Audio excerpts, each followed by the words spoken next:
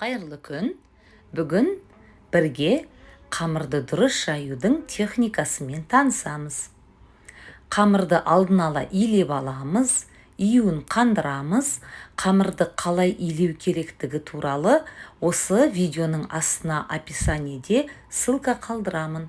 Менің YouTube каналымнан сол қамыр илеудің әдісін үйреніп алыңыздар.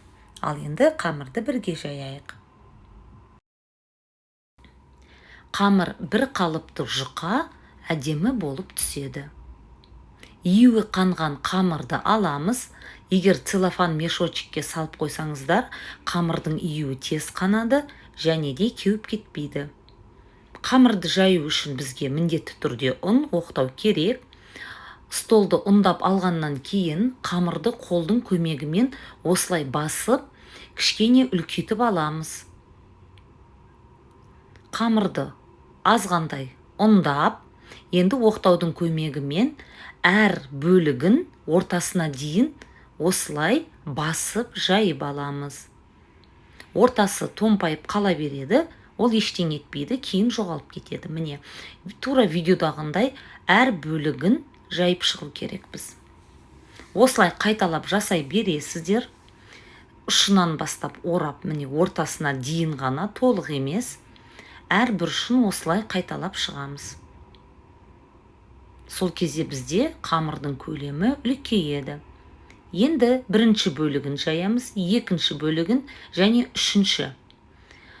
Бірінші осы шетінен бастап, өз екпінімен домалатып жаямыз, ортасын, одан кейін толық қамырды. Міне, енді толық ұндап аламыз. Ұндағаннан бірінші, екінші және толық. Тура солай әр бұрышынан жайып отырамыз. Сол кезде қамыр біркелкі жұқа болады. Толық қамырды жаямыз, ұндаймыз. Ұндағаннан кейін бірінші бөлігі, екінші бөлігі және үшінші бөлігі. Міне, бірге жасайық. Бірінші бөлігі.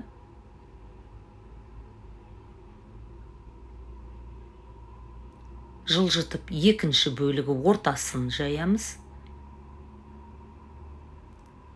Ортасына қолымыз жетпейді, тек қана осы екі жағын ғана жаю керекпіз. Енді толық қамырды жаямыз. Тура екі шетінен ғана, менің қолымды байқасаңыздар, тек қана ортасына жеткізбей екі шетінен ғана жайып жатырмын. Қамырымыз үлкейді.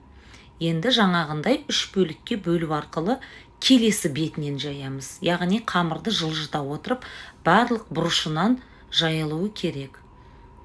Қамыр дайын.